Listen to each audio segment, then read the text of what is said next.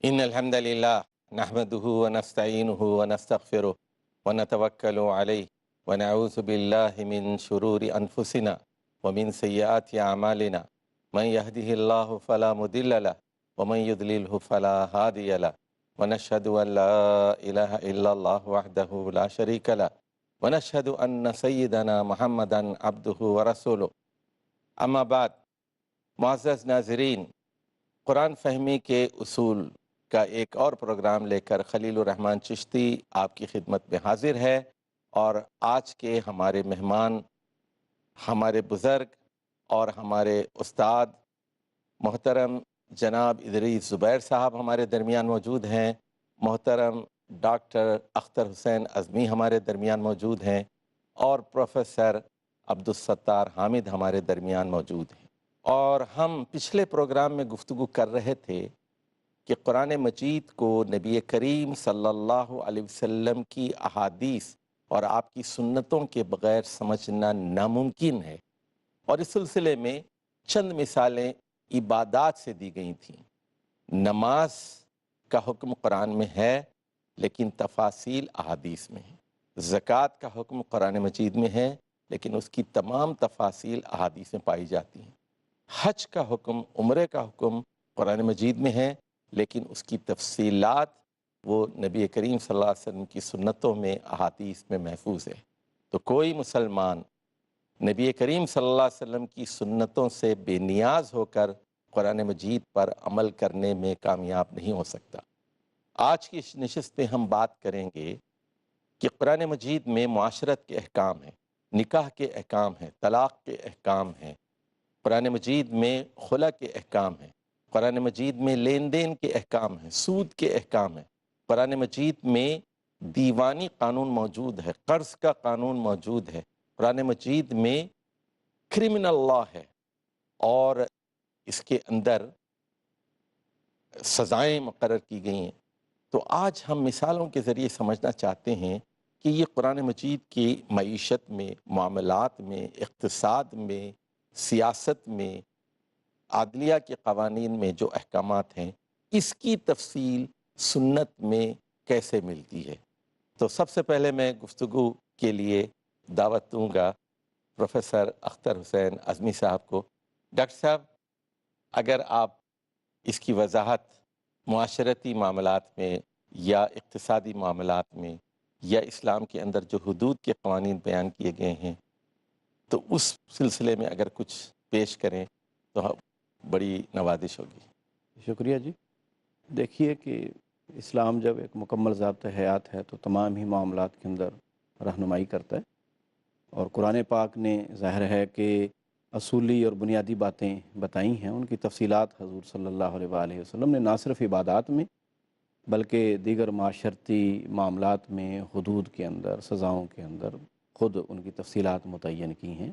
جیسے قرآن پاک میں سورہ نور میں یہ بتا دیا گیا ہے کہ چور اور چور کے ہاتھ کاٹو، یہ سورہ مائدہ کے اندر سورہ مائدہ کے اندر۔ تو اب یہ ہاتھ کہاں سے کاٹے جائیں؟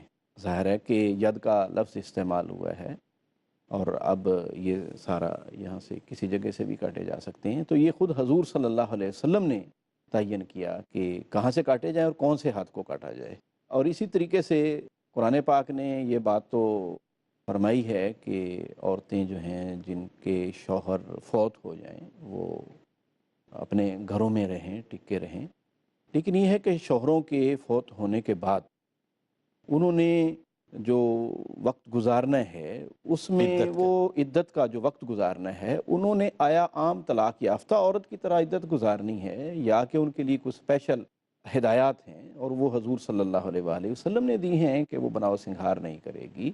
اسی طریقے سے سود کا معاملہ ہے، تو سود کے معاملے میں ہم دیکھتے ہیں کہ قرآن پاک نے کچھ بنیادی باتیں بتا دی ہیں، لیکن اس کی تفصیلات اور اس کا پورا ایک تعین ہونا کہ کون سی چیز سود ہے۔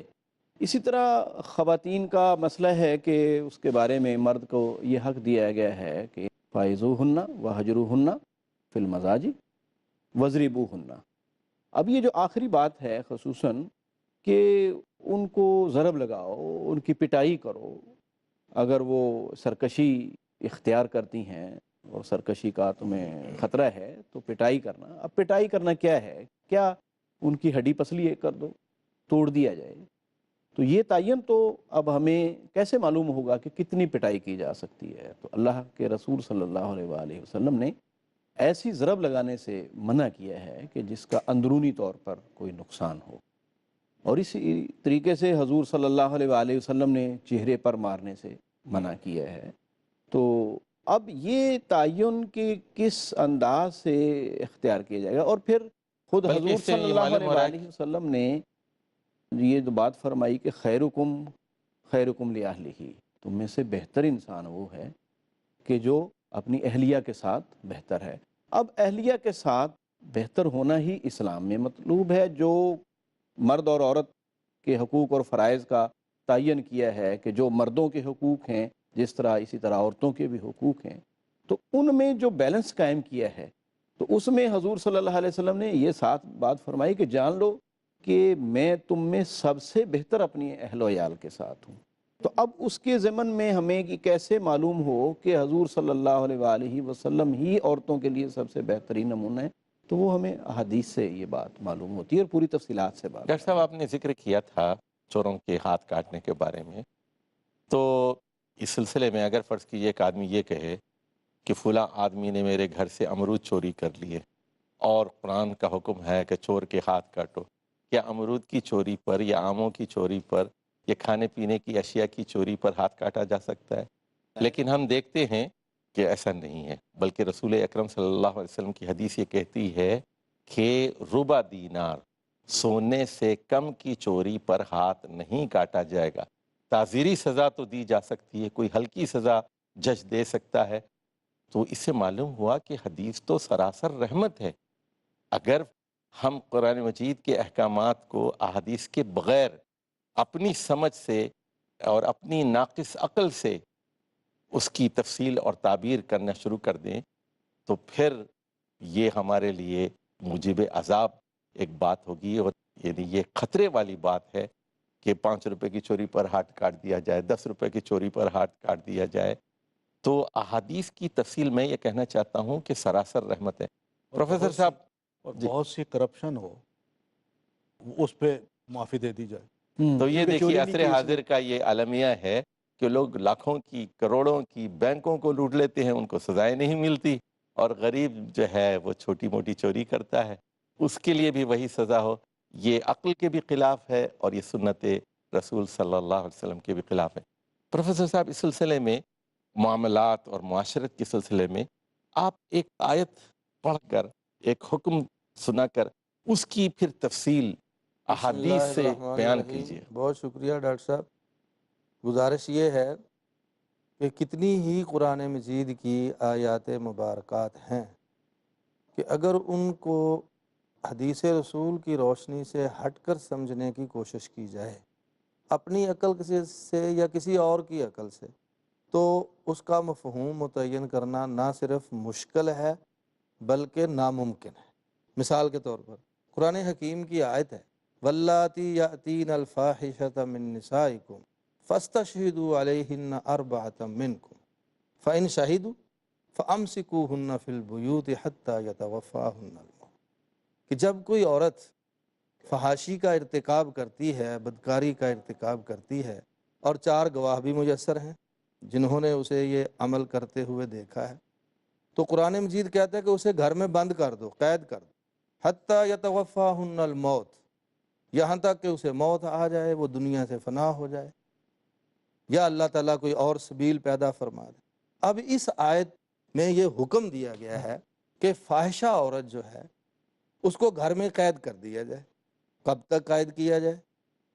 اب اس کی جو تشریح ہے، تفصیل ہے، احکام کی مزید وضاحت ہے، جب تک ہم حدیث رسول کا مطالعہ نہیں کریں گے تب تک اس آیت طیبہ کی تفصیل ہمیں معلوم نہیں ہو سکے گی. مثال کے طور پر حدیث میں آتا ہے، اسی کی تشریح کے ضمن میں حدیث اور آیت کا تطابق عرض کر رہا ہوں، مطابقت عرض کر رہا ہوں کہ اس کے بغیر انسان قرآن مجید کی حقیقت کو پوری طرح سمجھ نہیں سکتا، جان نہیں سکتا. حدیث میں ہے کہ رسول اکرم صلی اللہ علیہ وسلم کی خدمت اقدس میں 2 آدمی حاضر ہوئے.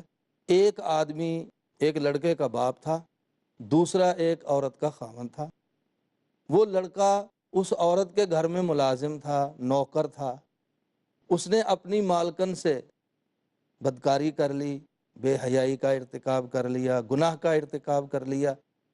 جب معاملہ اس لڑکے کے والد تک پہنچا تو والد نے معاملہ اپنی عقل کے مطابق رفع دفع کرنے کے لیے 100 بکریاں دیں، ایک کنیزہ دی کہ کسی طرح میرے بیٹے کی جان چھوٹ جائے اور میرا بیٹا جو ہے اسے سزا سے دوچار نہ ہونا پڑے۔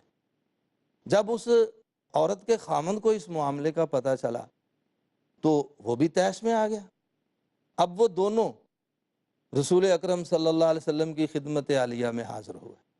دونوں نے یہ کہا کہ اے اللہ کے رسول صلی اللہ علیہ وسلم، ہمارے درمیان اللہ کی کتاب کے مطابق فیصلہ کیجیے۔ آپ صلی اللہ علیہ وسلم نے فرمایا میں تمہارے درمیان اللہ کی کتاب کے مطابق ہی فیصلہ کروں گا۔ پھر آپ صلی اللہ علیہ وسلم نے فیصلہ کیا کیا؟ آپ نے فرمایا کہ اس کی بکریاں واپس کر دی جائیں، لونڈی کو واپس کر دیا جائے اور لڑکے کو جلا وطن کر دیا جائے، کوڑے مارے جائیں کیونکہ وہ غیر شادی شدہ تھا۔ اور ایک صحابی انیس کی ڈیوٹی لگائی کہ تم اس عورت کے پاس جاؤ، اگر وہ اقرار کرے کہ میں نے یہ جرم کیا ہے تو فرجمہ، اس کو رجم کر دو، سنسار کر دو۔ تو میں تفصیل میں جائے بغیر اس حدیث اور اس آیت کے مطابق بات یہ عرض کرنا چاہتا ہوں کہ حدیث کے بغیر آپ قرآن مجید کی آیات کو پوری طرح سمجھ ہی نہیں سکتے۔ قرآن مجید کی آیات محتاج ہیں اپنی تشریح کے لیے احادیث رسول کی۔ جزاک اللہ خیر، آپ نے بہت عمدہ مثال پیش کی، اور یہاں وقفے کی ضرورت ہے۔ سامعین کرام، ناظرین کرام، ایک وقفے کے بعد انشاءاللہ اسی موضوع پر گفتگو ہوگی۔ اس وقت تک کے لیے اجازت دیجیے۔ والسلام علیکم ورحمۃ اللہ وبرکاتہ۔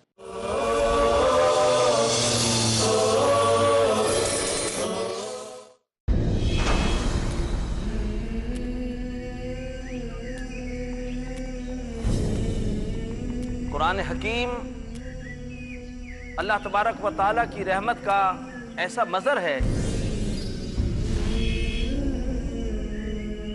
جو ہمیں بے مثال سعادت عطا کرتا ہے۔ الحمدللہ رب العالمین۔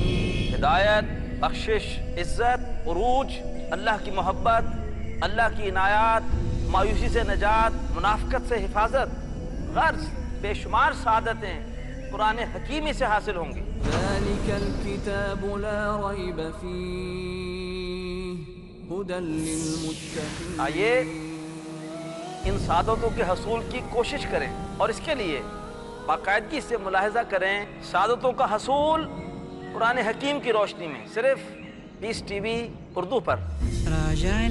فیض اٹھائیے اس عظمت والی کتاب سے جس کے نزول سے روشنی آ گئی بے شمار زندگی میں۔ سعادتوں کا حصول قرآن کریم کی روشنی میں، کل شام 5:30 بجے اور دوبارہ رات 12 بجے انڈیا میں پیس ٹی وی اردو پر۔ سب طرح کی تعریف اللہ ہی کے لیے ہے جو تمام مخلوقات کا پروردگار ہے، بڑا مہربان، نہایت رحم والا، انصاف کے دن کا حاکم ہے۔ قوموں کے عروج و زوال کا پیمانہ ہے قرآن۔ اے پروردگار، ہم تیری ہی عبادت کرتے ہیں اور تجھی سے مدد مانگتے ہیں۔ انسان کو انسان بنانا ہے مقصود قرآن۔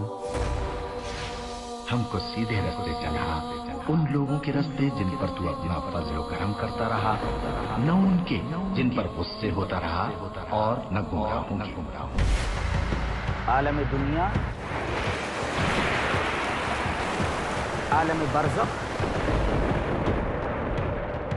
عالم آخرت، ان تینوں مراحل میں کامیابی سے ہمکنار کرنے والا ہے قرآن۔ الف لام میم۔ قرآن سے تعلق کیسے قائم کریں یہ جاننے کے لیے دیکھیے ہمارا پروگرام فیضان کتاب و سنت सिर्फ पीस टीवी उर्दू पर। हासिल कीजिए वो तालीम जो इंसानियत के लिए है बाइस हिदायत। फैजान किताबुस सुन्नत हर बुध रात 7:30 बजे और दोबारा सुबह 10:30 बजे इंडिया में पीस टीवी उर्दू पर। झूठ का अंधेरा कितना ही गहरा क्यों ना हो, सच्चाई की एक किरण से मिटा देने के लिए काफी है। हर पहलू, हर नजरिया, हर नुक्ता सच का, हर दम, हर पल, हर लम्हा सच को पेश करने की जुस्तजू। आइए मेरे साथ और हक को जानिए। आलमे इंसानियत के लिए सच्चाई की रोशनी। डॉक्टर जाकिर नाइक पेश करेंगे इजहार हक। अगला प्रोग्राम पीस टीवी उर्दू पर।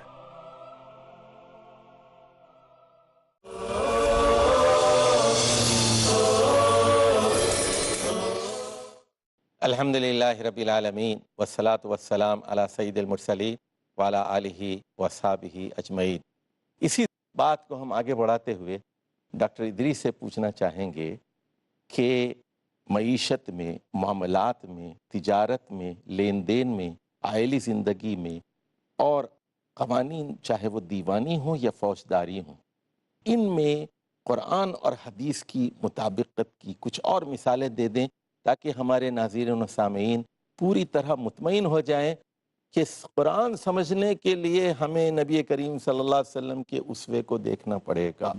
देखिए जी, जहाँ तक मामलात की बात है तो कुरान मजीद में अल्लाह ताला ने कुछ आयात में इन चीज़ों का तो ज़िक्र कर दिया है कि ये मामलात हैं, मगर इनको निपटाना कैसे है वो जब तक अमली तौर पर हमारे सामने ना आए, कोई रोल मॉडल हो उसके मुताबिक हम देखें, तब जाके उन मामलात को भी सुधारा जा सकता है और सही हो सकते हैं। मिसाल के तौर पर प्यारे नबी सल्लल्लाहु अलैहि वसल्लम ने आशिरूहुन्ना बिल मारूफ, इसकी जो बात कुरान मजीद ने की, तर्जुमा कीजिए कि अपनी बीवियों के साथ बिल्कुल मारूफ तरीके से रहिए। अब मारूफ क्या है सोचने, और माशरत क्या है, किस तरह रहना है। ये रहने का अंदाज दुरुस्त नहीं है कि मेरी बीवी घर में हो और उसको तो मैं कहूँ तुम दाल रोटी खा लो और ख़ुद मैं अपने दोस्तों के साथ बाज़ार में बैठ के गोश्त खाऊं, बारबेक्यू खाऊं। ये तरीक़ा दुरुस्त, ये हुस्न मुआशरत ये हुस्न मुआशरत नहीं है। इसी तरह हुस्न मुआशरत ये भी नहीं है कि इंसान घर में आए तो यूँ महसूस हो कि गोया कि अल्लाह का अजाब आ गया, कोई आफत आ गई, कि शेर की आमद है कि रन कांप रहा है। और घर से बाहर इंसान का रवैया दूसरों के साथ बिल्कुल बड़ा खूबसूरत हो।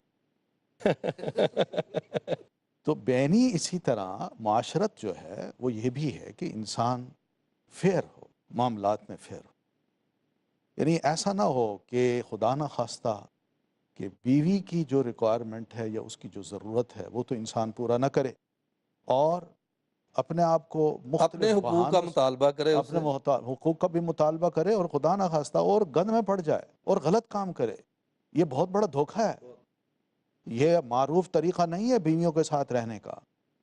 बीवियों के साथ रहने का मारूफ तरीक़ा यही है कि आदमी एक जायज़ ताल्लुक़ के लिए, बेशक जो इस्लाम इजाज़त देता है कि तुम अगर महसूस करो कि एक बीवी तुम्हारी फितरी ज़रूरत को पूरा नहीं करती तो दूसरी शादी कर लो, लेकिन दूसरी शादी करना ज़्यादा बेहतर है बनिस्बत इसके कि इंसान खुदा न खास्ता ज़िना का मुर्तकिब हो और फहाशी को फैलाए। डॉक्टर साहब वो ज़्यादा ज़रूरी है। डॉक्टर साहब मैं पूछना चाहता हूँ आपसे, निकाह के लिए चंद शराइत। ये डॉक्टर साहब माजरत के साथ डॉक्टर साहब ने बड़ी खूबसूरत बात की हुस्न मुआशरत की। ये कुरान मजीद ने एक उसूल दे दिया जी कि आशिरूहुन्ना बिल मारूफ, अपनी बीवियों के साथ मारूफ और अच्छे और ख़ूबसूरत तरीके के साथ ज़िंदगी गुजारो। अब वो खूबसूरत तरीका क्या है, उसके लिए हमें रसूल अकरम सल्लल्लाहु अलैहि वसल्लम की सीरत और हदीस की तरफ रुजू करना पड़ेगा कि महबूब कायनात सल्लल्लाहु अलैहि वसल्लम का इरशाद है कि तुम उसी तरह का अपनी बीवियों को खिलाओ जिस तरह का तुम खाते हो, उसी कीमत का, उसी अंदाज का उनको लिबास पहनाओ जैसे तुम खुद पहनते हो, और उनकी भी इज्जत, एहतराम और खुददारी का ख्याल रखो जैसा कि तुम खुद उनसे तकाजा करते हो या ख्वाहिश रखते हो कि वो तुम्हारा एहतराम। आखिर वो भी इंसान है, वो भी इंसान। तो इससे ये वाज़ेह होता है, डॉक्टर साहब ने बड़ी खूबसूरत बात की और बड़ी کہ عاشرہن بالمعروف کی تفسیر وہ رسول اس اللہ وقت صلی اللہ تک علیہ وسلم سمجھ کی- نہیں آ سکے گی ڈاکٹر صاحب جب تک ہم حدیث رسول، طریقہ رسول، سنت رسول اور اسوہ رسول کی طرف رجوع نہیں کریں۔ جزاک اس اللہ کی ایک خیر۔ بہترین مثال جو سیدنا ابن عباس رضی اللہ تعالیٰ عنہما کے عمل سے ملتی ہے کہ وہ جب کبھی بھی پڑھانے کے لیے تشریف لاتے، اپنے گھر سے نکلتے تو ماشاءاللہ نئے کپڑے پہنے ہوتے، خوشبو میں بسے ہوئے ہوتے تھے، اور داڑھی مبارک اور سر کے بالوں کو بڑی پھبن کے ساتھ رکھتے تھے وہ۔ تو جب بھی آتے تو اس طرح بڑے اچھے کپڑوں، تو کسی شاگرد نے پوچھ لیا کہ حضرت خیریت ہے، آپ جب بھی تشریف لاتے ہیں بڑا خوبصورت لباس آپ نے پہنا ہوتا ہے اور بڑی اچھی ایک رونق ہوتی ہے آپ کے چہرے پہ۔ تو فرمانے لگے بھائی بات یہ ہے کہ میں یہ سارے کام تمہیں دکھانے کے لیے نہیں کر رہا، بلکہ میں تمہیں نصیحت کروں گا کہ زینوا لنسائکم کما تحبون یزین لکم، تم بھی اپنی بیویوں کے لیے اس طرح خوبصورت بنا کرو جس طرح تم پسند کرتے ہو کہ تمہاری بیویاں خوبصورت بن کے رہیں۔ آخر تم بھی تو انسان ہو، وہ بھی انسان ہے۔ ہر وقت یہ سمجھنا کہ بیوی دلہن بن کے رہے گی تو مجھے اچھی لگے گی، اور خود انسان اس کے سامنے اپنا بکھرے اپنے ہوئے صفائی بال کا ہوں اور پھٹا ہوا لباس ہو بالکل اور جسم سے بدبو آ رہی ہو، تو یہ عاشرہن بالمعروف نہیں ہے۔ نہیں ہے۔ اچھا ڈاکٹر صاحب، میں اسی سلسلے میں مزید پوچھنا چاہتا ہوں، نکاح کے لیے شرائط ہیں، ایجاب ہو، قبول ہو، فریقین اپنی مرضی سے اپنی رضامندی کا اظہار کریں تو گواہ کا ہونا ضروری ہے، مہر کا تعین ضروری ہے، اور ولی کی اجازت ضروری ہے، لڑکی کے باپ کی اگر وہ باکرہ ہے، کنواری ہے، اور اگر باپ نہیں ہے تو جو بھی ددیالی رشتہ دار ہے۔ تو یہ جو احکام ہیں، یہ شرائط نکاح ہیں، اس میں سے کون سی چیزیں قرآن سے ثابت ہیں اور کون سی چیزیں احادیث رسول صلی اللہ علیہ وسلم سے ثابت ہیں؟ میرے خیال میں لفظ نکاح پہ اگر ہم تھوڑا سا سمجھیں، اس کو زور دیں تو شاید یہ بات سمجھ آ سکتی ہے۔ اکثر و بیشتر یہ حدیث سننے میں آتی ہے کہ ان نکاح من سنتی، نکاح کرنا میری سنت ہے۔ تو نبی علیہ الصلوۃ والتسلیم نے نکاح کے عمل کو اپنی سنت قرار دیا ہے، لیکن قرآن مجید میں آپ پڑھیں تو ایک لفظ اس کے مقابلے میں سفاح بھی آیا ہے۔ سفاح کا مطلب ہے زنا کرنا، یعنی اپنا انسان پانی ناجائز طریقے سے بہائے۔ یہ جو پیارے رسول صلی اللہ علیہ وسلم نے فرمایا ہے تو اس میں بڑی گہری بات ہے کہ میرا طریقہ یہ ہے۔ وہ آپ صلی اللہ علیہ وسلم نے تینوں باتوں پہ عمل کیا کہ میں نکاح کر رہا ہوں، علانیہ کر رہا ہوں، جس بچی کا والد ہے یا اس کے ولی ہیں ان کے علم میں بھی یہ بات ہے، اور ان کی رضامندی سے میں بچی کا رشتہ لے رہا ہوں، اور پھر اس کے بعد یہ بھی کہ لوگ بھی موجود ہیں، گواہ ہوتے ہیں، ان کے علم میں یہ بات آتی ہے کہ میں نکاح کر رہا ہوں، اور حق المہر بھی آپ صلی اللہ علیہ وسلم اس کو مقرر کرتے ہیں۔ لیکن اس کے مقابلے میں سفاح کو دیکھیے، اس میں نہ لڑکی کے والد کے علم میں بات آتی ہے، ایک زنا خفیہ طور پہ ہو رہا ہے، اور پھر اس کے بعد اس کو کچھ دیا بھی نہیں جاتا، آپس میں طے کر لیتے ہیں لیکن کسی کے علم میں بات نہیں آتی، گواہ بھی موجود نہیں ہوتے، یہ خفیہ کام ہے۔ تو اس وجہ سے نکاح جو ہے وہ اس بات پہ زور دیتا ہے کہ جائز تعلق کے لیے عورت کو بیوی بنا کے رکھو۔ یہ گرل فرینڈ اور بوائے فرینڈ کا جو تصور ہے یہ غلط ہے، اسلام میں اس کی اجازت نہیں ہے۔ پروفیسر صاحب، میں یہ کہنا چاہوں گا، ہمارے پاس وقت بہت کم ہے، صرف 1 منٹ بعد جی آپ بات کر بس لیجیے۔ میں مختصر پروفیسر صاحب سے قرآن اور حدیث کے حوالے سے اس کی وضاح چاہتا تھا، لیکن آپ بات کیجیے پھر میں جی میں صرف یہ عرض کر رہا ہوں کہ جب 3 طلاقیں ہو جائیں تو قرآن یہ کہتا ہے کہ اب اس مرد اور عورت کی شادی نہیں ہو سکتی، حتیٰ کہ وہ کی زوجاً غیرہ۔ اب نکاح کیا مراد صرف یہ ہے کہ 2 لفظ بول دیے جائیں؟ اب وہ وضاحت کس نے کی؟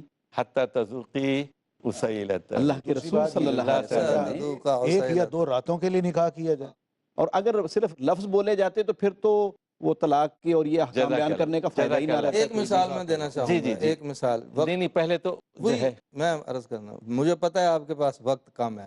قرآن مجید میں ہے کہ یا ایھا الذین آمنوا، آپ نے معاملات کی بات کی تھی۔ نہیں پہلے اس کی مجھے بتا دیجئے، نکاح کے جو شرائط ہے 5، ایجاب، قبول، 2 گواہوں کا ہونا، مہر کا تعین اور ولی کا تعین اور رضامندی۔ مہر کا ذکر تو قرآن مجید میں ہے، احداہن قنطارا فلا تأخذوا منہ، اور گواہوں کی تفصیل بھی آپ کو احادیث رسول میں ملے گی، خطبہ نکاح کی تفصیل بھی آپ کو حدیث رسول میں ملے گی، اور اسی طرح ایجاب و قبول کی جو بات ہے وہ بھی آپ کو حدیث رسول میں ملے گی. خود رسول اکرم صلی اللہ علیہ وسلم کا عمل، آپ نے جب سیدہ فاطمہ الزہرا رضی اللہ تعالی عنہا کا نکاح سیدنا علی رضی اللہ تعالی عنہ کے ساتھ پڑھایا تو روایات اس امر کی طرف ہماری رہنمائی کرتی ہیں. چلیے آگے ولی کے بارے میں بتائیے. کہ آپ نے حضرت ابو بکر اور حضرت عمر کو گواہ بنایا تھا.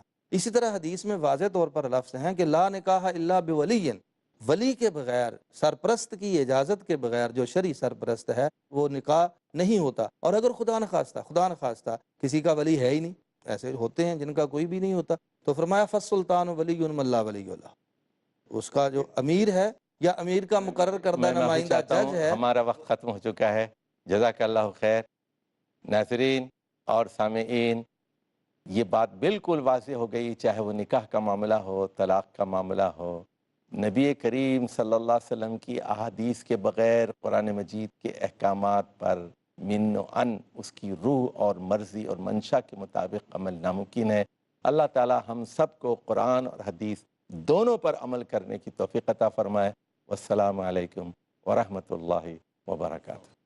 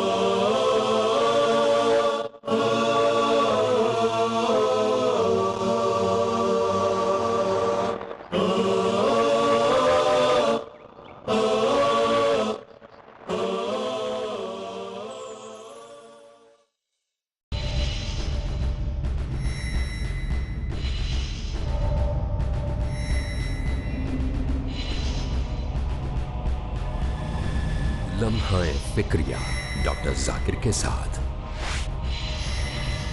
کیا اسلام تلوار کے زور پر پھیلا تھا؟ آج دنیا میں اسلام سے متعلق سب سے عام غلط فہمیوں میں سے ایک غلط فہمی یہ ہے کہ اسلام تلوار کے زور پر پھیلا. لیکن مشہور ہسٹورین ڈیلیسی اولیری کی رائے مختلف ہے. اس نے کتاب اسلام ایٹ دا کراس روڈ کے صفحہ نمبر 8 میں کہا ہے، تاریخ گواہ ہے کہ جنونی مسلمانوں نے ساری دنیا میں پھیل کر تلوار کی نوک پر ہرائی ہوئی قوموں کو اسلام قبول کرنے پر مجبور کیا. یہ ایک نہایت بے بنیاد اور جھوٹی داستان ہے جو تاریخ لکھنے والوں نے ہمیشہ دہرائی ہے.